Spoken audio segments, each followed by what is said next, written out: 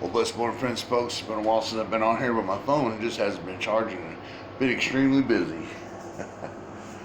We are finally leaving 1702A behind. Just a little bit more stuff, and camp is broke. Been here 10.5 years, maybe even longer, something like that. But yeah, all good things must come to an end, and I will honestly say this house, it served its purpose for us, but it started getting rugged. And the landlord, he tried to do the best that he could, but he can only go so far when you have a cheap house. I mean, for one, I've seen a lot of meth heads come here because the landlords would want to save some money. And so a lot of meth heads were all of a sudden instant carpenters. And then the last carpenter that we had, he had his mouth shut together, but man, he was just, if you buy a dime and dozen work, you're going to get dime and dozen work instead of professional work, you know. Like for one, let me show you a little bit of some of the things we deal with. That's this crack right here. About one of them door sealers. No matter what you do, you can still see, and we dealt with that. Winters and this and that. You can see sunlight through here. People were wondering why the drawer. You can see it in the back. You can see the sunlight through the cracks. There's no insulation in here. And then when they replaced a beam in the floor right here,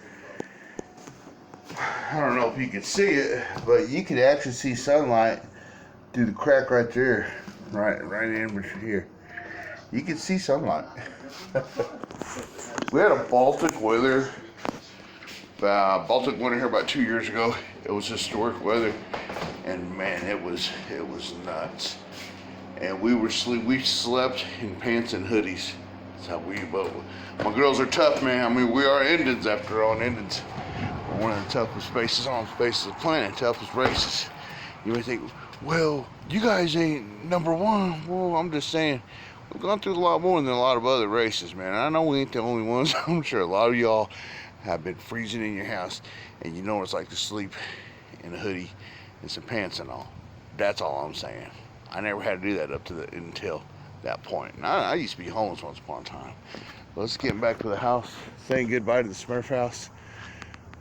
Meth dude that painted it, he painted this within 2 hours, man. 2 hours. I mean, look, you're supposed to sand the house and all this and that. He didn't do none of that. Man, he even painted the trim. This dude was so high on dope that when I come back, my horseshoes were blue. These are different ones right here. But I've had 4 landlords since I've been here, y'all. A little bit of history. How long I've been here. It's crazy, man. And you know, I didn't even notice this as long as I've lived here.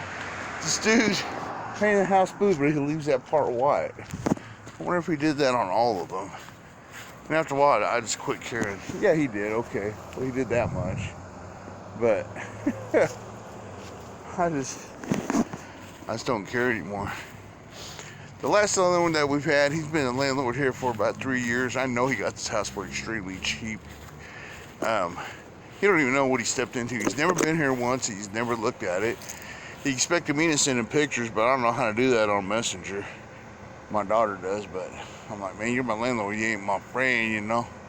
So you might think differently on that, but whatever. Another thing is because of our AC units, it's ate away at the wood. I mean, look, man, it's almost like termites are there. That part's like that. This part, for some reason, has held up. But yeah, man, saying goodbye to this house. One bedroom, one bath, $400. I've been paying this for years. A lot of people say, why didn't you buy the house? Because even when Annie was alive, Annie was like, it's a nice house, but it's a fixer-upper. That's why. See, once again, same thing. This is so brittle. Look at that. Comes out like nothing. So the landlord tells me 2 Fridays ago that he's already sold this to some woman at a company. So I'm gonna get a hold of her and I'm gonna give her the keys, and I don't know, nobody no deposit. Crazy thing is, when I originally got this house, I paid Clifford Sorrells. Man, he wasn't just a landlord. He ended up being my friend. I gave him $235 for a deposit, and then his brother took over. Then his brother passed away, and then from there, some rich dude from San Antonio comes down here, a young guy, and he tells me somebody it's illegal for him to charge me a deposit since I've already paid a deposit. And then this dude, I don't know what happened to him. I can't remember his name.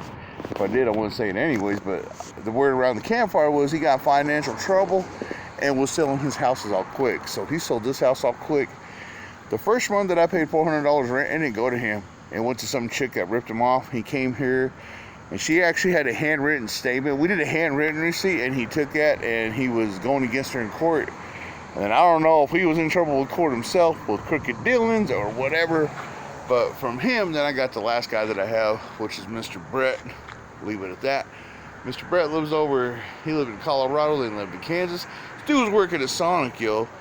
He was working at a tire place, and then he was working at Sonic in Kansas. So I never was late on rent, man. Maybe for the first landlord I was late twice, and after that I always stayed on point. And the blessing of this cat was, well, Jackie, you paid $1,000 too much. I'm like, I didn't even know that. I know there's like 2 or 3 months out of every year where there's 3 paydays, because I get paid every 2 weeks instead of 2. And it doesn't happen very often. It's the only way that I can figure it accumulated. So what did that do? Well, gang, that gave me 2.5 months to get furniture for the new house. And Cake has been my guide to that. I thank the Lord for you, baby. My 16-year-old, she's a very good interior decorator. She keeps things in check, keeps things beautiful, keeps things girlified. So I got a girlified house, but I don't care, man. If you ain't got a woman's touch on your house, fellas, you go get you a woman, make you a family.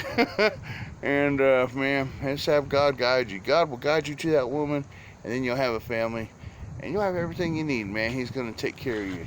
I prayed and prayed, and it looked hopeless, man, for a while there. But through the hopelessness, I kept hope, as well as my daughter, and we got a fabulous house. This is only 2.5 blocks from here.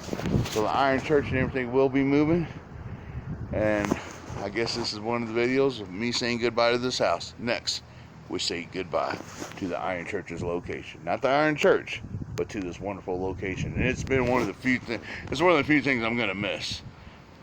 Be blessed in your iron transition.